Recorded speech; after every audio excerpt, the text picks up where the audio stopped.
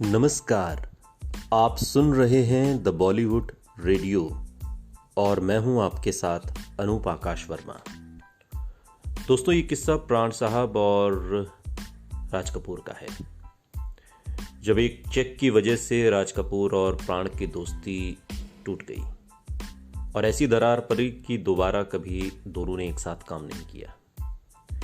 बॉलीवुड के मशहूर एक्टर प्राण ने अपनी एक्टिंग से हिंदी सिनेमा में एक नई लकीर खींची थी और एक वक्त लीड एक्टर से ज़्यादा उन्हें फिल्म के लिए भुगतान किया जाता था।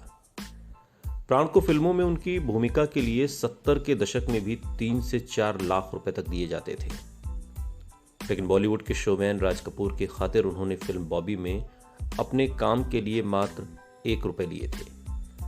राज कपूर यूं तो प्राण के काफ़ी अच्छे दोस्त थे और वो कई बार आरके फिल्म्स में काम भी कर चुके थे, लेकिन एक चेक के बाद दोनों की दोस्ती में दरार आ गई थी।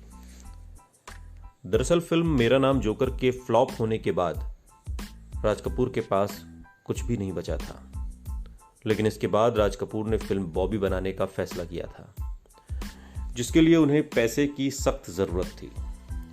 और ऐसे में राज कपूर ने अपनी संपत्ति और पत्नी की ज्वेलरी तक गिरवी रख दी थी। फिल्म में जहां लीड एक्टर उन्होंने बेटे ऋषि कपूर को लिया, तो वहीं एक्ट्रेस नई लड़की यानी कि डिंपल कपाड़िया को बनाया। राज कपूर को फिल्म के लिए एक ऐसे एक्टर की ज़रूरत थी जो सख्त हो और लीड एक्टर के पिता का किरदार निभा सके। ऐसे में राज कपूर ने इस सिलसिले में प्राण से बात की और उनसे कहा कि मैं आपको बाजार कीमत के हिसाब से तो पैसे नहीं दे पाऊंगा, लेकिन आप जो बोलोगे मैं देने के लिए तैयार हूं।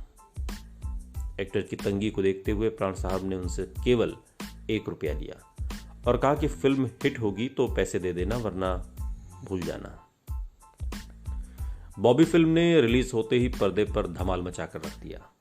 फिल्म सुपर डुपर हिट हुई। साथ ही इसने राज कपूर को भी उनकी परेशानियों से बाहर निकालने में मदद की।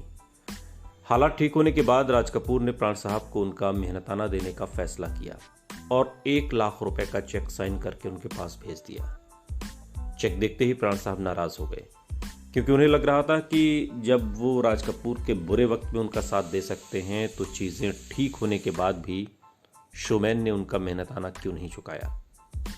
इसके बाद दोनों में ऐसी दरार पड़ी कि प्राण साहब ने दोबारा कभी भी आरके फिल्म्स में काम नहीं किया। आपको बता दें कि 70 के दशक में प्राण साहब से ज़्यादा भुगतान केवल एक ही एक्टर को किया जाता था और वो थे राजेश खन्ना।